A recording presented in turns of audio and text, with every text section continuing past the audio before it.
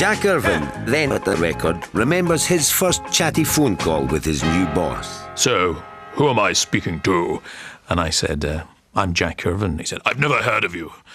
And I said, "Well, I'm running your paper." He demanded to know about a picture that was in the paper of himself and Malcolm Rifkind. And he said, "Well, I want to know what size the picture is and what the story says." And I said, "Well, I don't really have time for this because Jock Stein has just died." And he said, "Jock Stein was a bastard." And with his finely honed diplomatic skills once more to the fore, Maxwell announced he was, again, open for business in Scotland. There need be no fear of redundancy. This is a very profitable and well-run Scottish company. We shall keep it that way. Oh, really? We had a suspicion that Robert Maxwell was going to take production of the paper down to London to save money and send pages up by facsimile transmission. It meant the paper could be designed, written and pasted up in the Mirror's London HQ and sent up for printing in Glasgow. All by the magic of the latest gee-whiz technology of the 80s, the fax machine. The workforce were very afraid that what Maxwell intended to make was the Daily Record an edition of the Daily Mirror.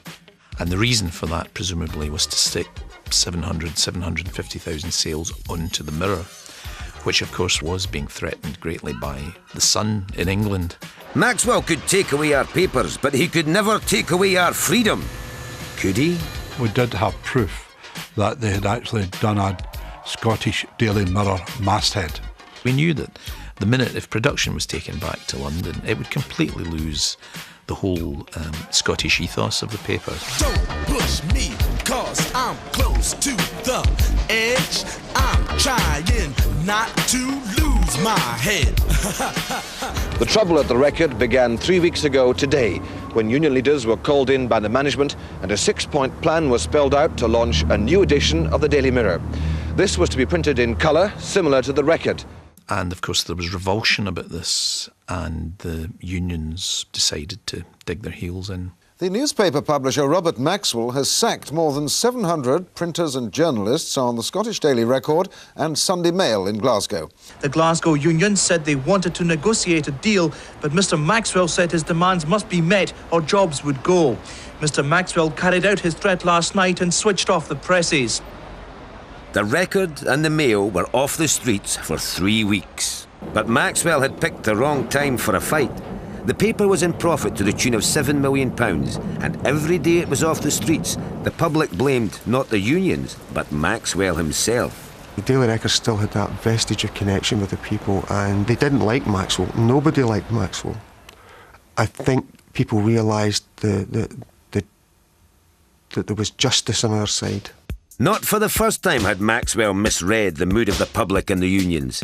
He backed down and the workers returned. The Daily Record would not exist now had we not won that battle. I honestly believe that the Daily Record would have been dead in the water. We won, but it was a very bloody victory. So beat it, just beat it. And while Maxwell stumbled away to lick his wounds, the man they called the Dirty Diggers stepped forth to do battle. Rupert Murdoch owned newspaper and TV companies in the Far East, America and Britain. If Maxwell was a piranha, then Murdoch was newspaper's great white shark. Murdoch had seen what Eddie Shah had done in newspapers' hinterland. Now he was ready to make his own move on Fleet Street.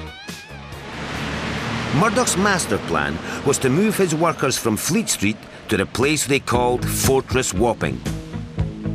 Situated in London's Docklands, it was to be a new start for the industry. A state-of-the-art plant where new technology meant electricians and journalists could now do the jobs of printers. Every breath you take, and every move you make, every bond you break, every step you take, I'll be watching you.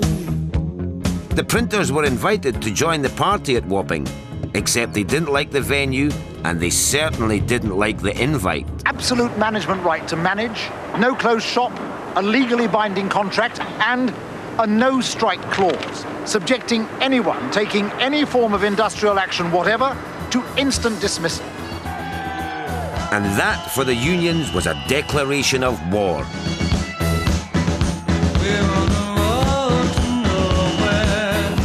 They rejected Murdoch's plans, and he promptly replied by sacking 5,000 of them. Old wounds had festered too long. But if it all went belly up at Wapping, then the Dirty Digger had a trick up his sleeve. This is the plant which Rupert Murdoch's News International has used as his Trojan horse into Scotland. Kinning Park in Glasgow was ready to roll if there were problems. Now, the reason they bought this building was that Wapping, of course, was under siege, and there were tremendous fears that it would be firebombed or that it would be blockaded, and they would need other outlets. So the reasoning was that if they had an outlet in Scotland, this would lessen the threat from the unions.